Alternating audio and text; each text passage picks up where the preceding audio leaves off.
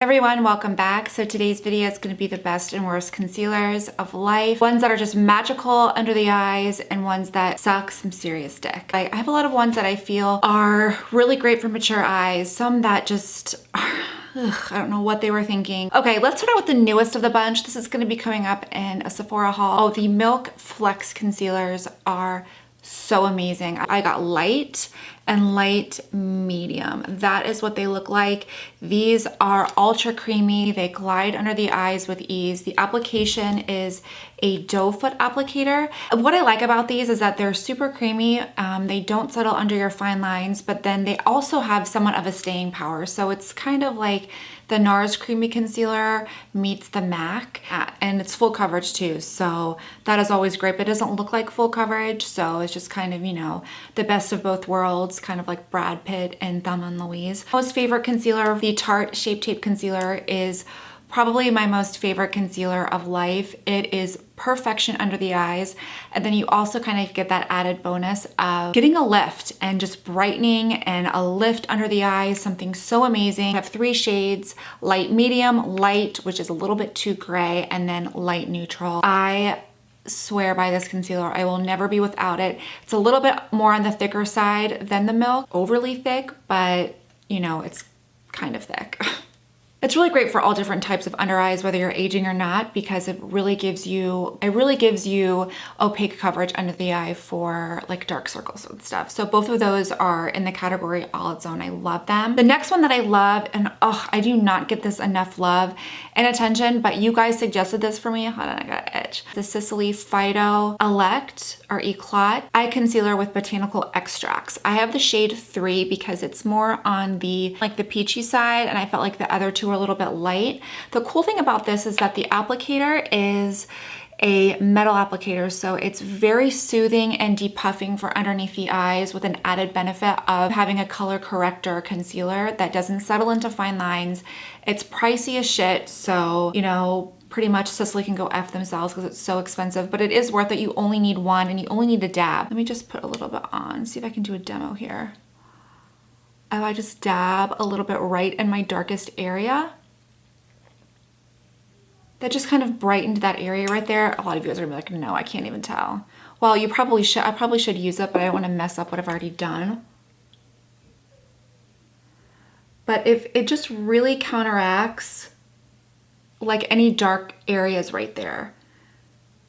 Another good one, and I actually like to use this under a concealer as well. If I really had a long night or I've got some serious dark circles, I really like to use this under a concealer as well, because it does have a lot of color correction in it as well as concealing and whatnot. I'll just switch gears and go to some shitty concealers. The Makeup Forever HD is total crap. Don't even waste your money. Don't waste it. I don't even know why I got those two, but it's extremely cakey under the eyes. I feel like I look worse and I feel like I look extra tired. I don't like that concealer, as well as the foundation. I think they're just both bullshit. I don't like for under the eyes is the Nars Soft Matte Concealer.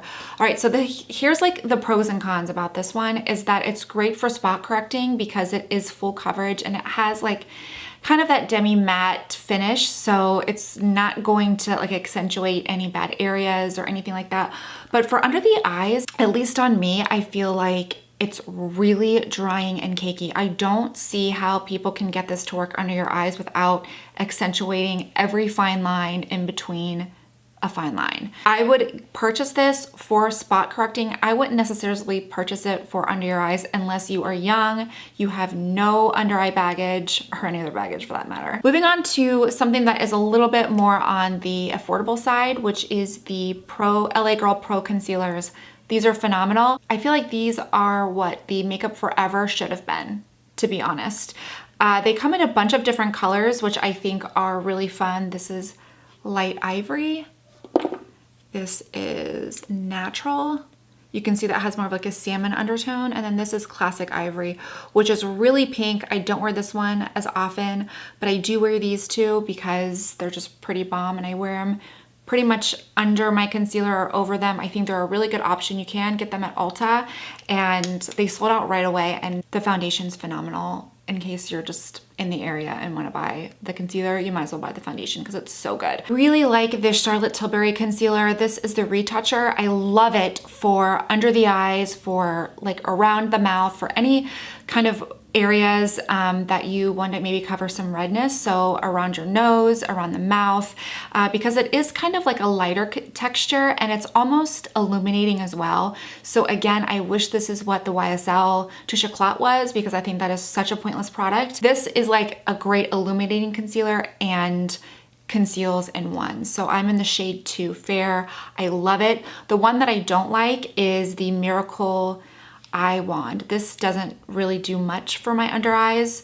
I know it comes with like a cream, I think, and then like a concealer, which maybe like you could wear it underneath a concealer, that might work, but this doesn't really do much. So if you're gonna spend the money, I would get this because I think this offers more coverage than this does. This is a little bit of what the hell are you doing type product. So this is gonna be really hard for me to talk about. So this is the Clé de Peau. So when I first bought this concealer, I thought it was the best concealer that I've ever tried in my life, which it was. Now that I've been wearing it for longer periods of time, I feel like it is starting to crease more than any other of these concealers crease. If you want to wear it for a short time, it's perfection. But if you go past like the 5-hour mark, you will see creases like all up in this business. Like I saw creases like on my eyelid, like up here, which I never get creases, and I saw them right there. A really good effective concealer. I would definitely get the Sicily or maybe even the Milk or something like that. The La Mer, I've actually brought this one out because they discontinued this, but this is a representation of the new La Mer concealer, which is so bad. So if you are wanting that concealer, bad. It's very drying, it's very matte, and if it's not broke, don't fix it. Like, why can't companies get that concept? So if you own the old La Mer, keep it, it's great. If you want to buy the new one, don't. I would get the Sicily or maybe something else.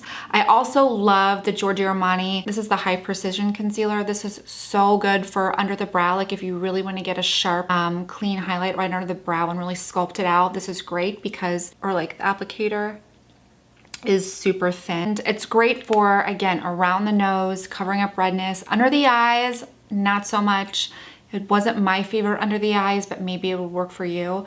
But this is definitely a better option than the Clé de Peau. A couple other things. I love the MAC Pro Longwear. This has been a tried and true, great product. Doesn't crease, really long wearing, and applied with a beauty blender, it's magic. So definitely check this one out. It's like 20 bucks. A few bonus products that I don't talk a ton about. The Tom Ford Waterproof Foundation and Concealer. Oh, phenomenal. And so is the Clinique. So it's really whichever brand you want to try.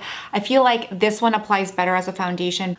Great for mixing in with your foundation as well. I like to mix it in, really get some solid coverage with my foundation and concealer. So these are both really, really good options for getting that extra oomph to your foundation. I'm in the shade Fawn with this one, and then Buttermilk with these. This one applies a little bit more nicely than this one does because it's Clinique. I mean, let's just be honest. Don't forget to like and subscribe. This is a new camera, so why is it blinking like that? I have no idea.